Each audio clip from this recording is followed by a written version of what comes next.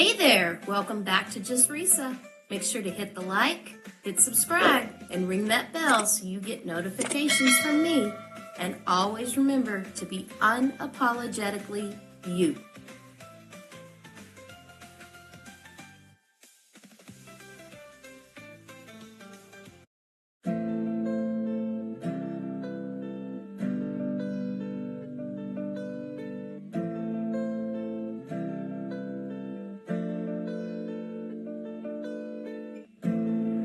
You've read the story of Jesse James, of how he lived and died.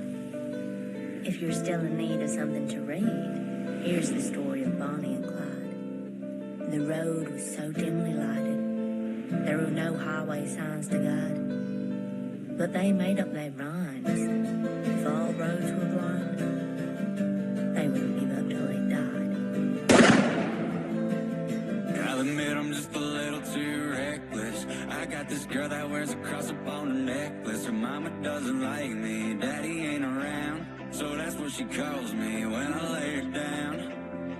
Ooh, Bonnie and Clyde, me and you, that's why they say I'm an outlaw waiting on my downfall, but she's still riding shotgun like a son-of. I got a bad bitch, hell of had a few, but they ain't got nothing on you.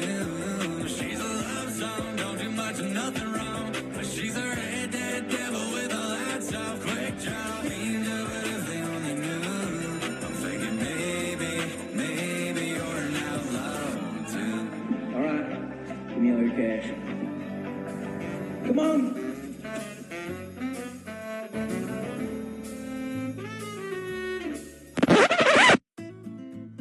They say you're either born lucky or you're born with nothing. Before they were infamous criminals, Bonnie and Clyde were just two kids trying to survive in a world that had given them nothing but a crooked hand. But what if you were born with the whole deck stacked against you?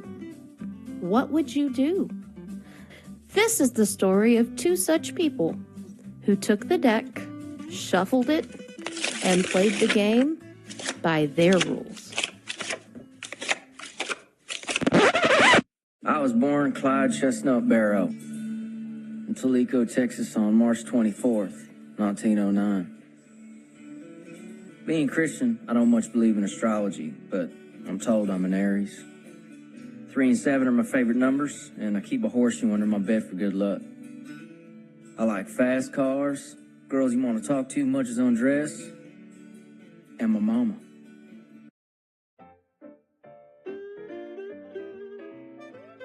Clyde didn't come into this world with much. His parents were Henry and Clyde Barrow, and he was the 5th of 7 children. They were tenant farmers, sharecroppers, hard-working and proud. But this was the 1930s. The Great Depression and the Dust Bowl were in full swing.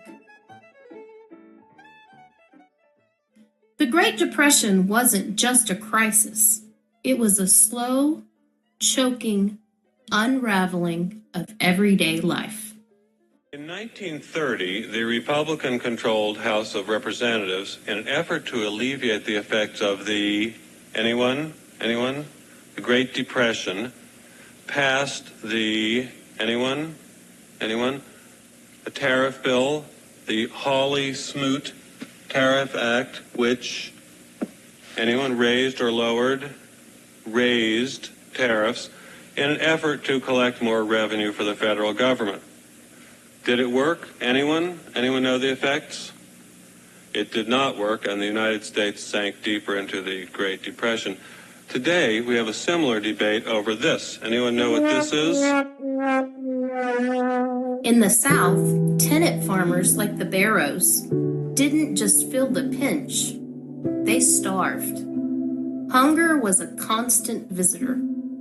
Jobs, they went away like ghosts. And then came the Dust Bowl. The skies would turn black, the soil turned to powder, and the wind carried away what little people had left. Entire families were driven from their homes.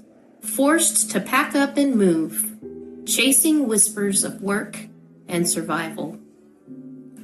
Henry and Cumie packed up, and they moved the family to West Dallas, chasing the hope of a better life. The American dream didn't wait for them there. What they found instead was a rough patch of land filled with tents, shanties, and other migrant families who were trying to claw their way out of the same hole. The Barrow family even lived in a tent and underneath their truck until Henry could find enough scrap to make them a small shack. Family meant everything to Clyde, and nowhere was that bond more apparent than with his brother Marvin, also known as Buck. You're a keen one, you know that, Marvin? I told you I don't want to be called that no more. He wants to be called Buck, Daddy. That's right, it's Buck. Clyde and Buck were inseparable, partners in crime, partners in survival. While Clyde was the mastermind, Buck was the willing accomplice, often more brawny of the two. They stuck together through thick and thin, even as the world around them seemed to crumble. But Clyde, he had a soft side too. He loved music, and he played the saxophone like a natural. Some said he could have made a name for himself on the stage instead of a wanted poster. But this was the Great Depression, and dreams, they didn't put food on the table. Even in his early years, Clyde had an appetite for rebellion. The Barrow brothers, Clyde and Buck, were notorious for sneaking around town and stealing whatever they could to survive. They started small, stealing chickens from the neighbors, using what little they could get their hands on to make ends meet. It was nothing personal, they said. It's just for survival. But soon, petty theft wasn't enough. Clyde's first arrest came in 1926 at the age of 17 for failing to return a rental car.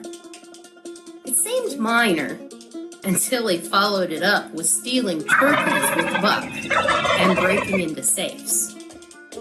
But with Buck often by his side, they were like the Depression-era Hardy Boys, if the Hardy Boys carried revolvers.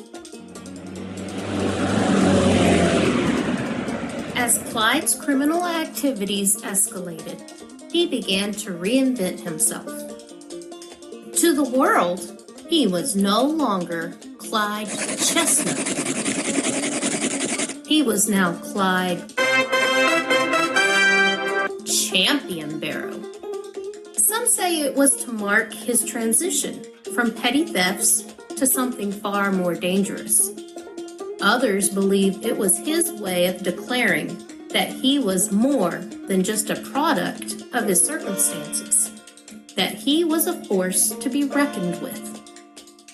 It was the 1930s version of a rebrand. Instagram bios didn't exist then, but Clyde, he sure knew how to write his own legend. Clyde Champion Barrow was born from the ashes of a broken system, determined to carve his own legacy. He was caught again and again, and eventually in 1930, he landed in Eastham Prison Farm. It was there that Clyde stopped being just a petty thief and started transforming into something much harder. Eastham was brutal. Prisoners called it hell on earth.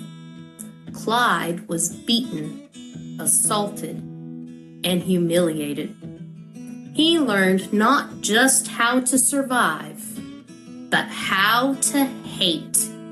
By the time he met Bonnie Parker in 1930, Clyde had already been forged in fire. She wasn't just a pretty face. They would become a dynamic duo, like Batman and Robin. Bonnie was the peanut butter to his jelly and the gasoline to his flame. They met like something out of Pulp Fiction. Two souls caught in the same storm. It was a fatal attraction with a getaway plan.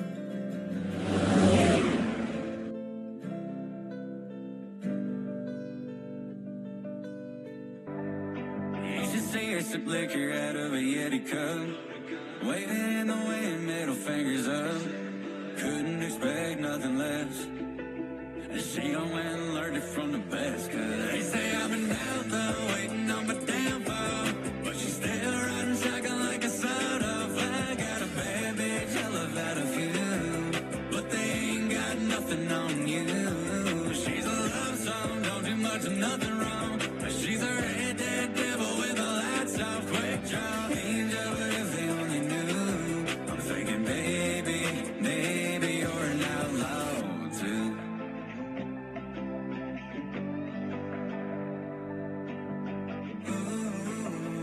Bonnie and Clyde, me and you, that's why they say I'm an outlaw.